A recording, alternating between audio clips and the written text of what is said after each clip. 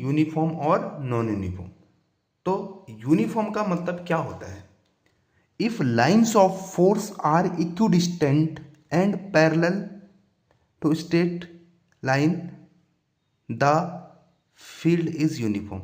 यानी अगर ये फील्ड लाइन्स इस तरह से हुई पैरेलल और इनके बीच का जो डिस्टेंस है वो सेम ही होगा, तो हम कह सकते हैं कि इलेक्ट्रिक फील्ड क्या होगा, यानी एक्स और वाई दो पॉइंट लेंगे, इसके बीच अगर कोई और पॉइंट तो दोनों पे ही क्या होगा, सेम हो जाएगा, दोनों पे ही क्या हो जाएगा, सेम हो जाएगा।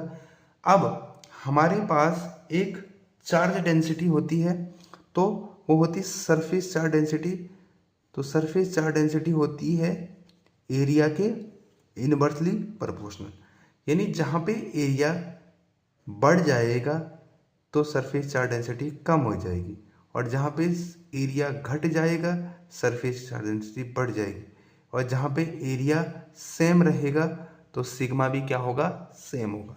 तो यहाँ पे और यहाँ का जो एरिया वो तो सेम है, इसीलिए यहाँ पे जो इलेक्ट्रिक फील्ड होगा, क्योंकि इलेक्ट्रिक फील्ड जो है वो directly proportional to density of field lines और इनवर्सली प्रोपोर्शनल टू एरिया।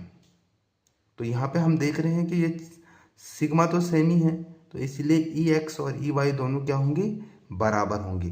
तो यूनिफॉर्म इलेक्ट्रिक फील्ड में किसी भी पॉइंट पे इलेक्ट्रिक फील्ड हमेशा क्या होगा, सेम होगा।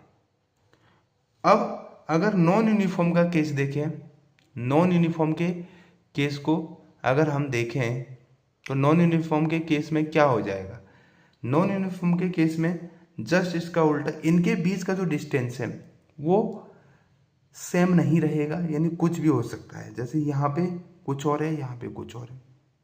तो यहाँ पे if either lines of force are not equidistance और स्ट्रेट लाइन्स और both the field will be non uniform, field will be non uniform, यानी अगर दोनों के बीच का डिस्टेंस सेम नहीं है या एरिया सेम नहीं है तो दोनों पे इलेक्ट्रिक फील्ड क्या होंगे, अलग अलग होंगे।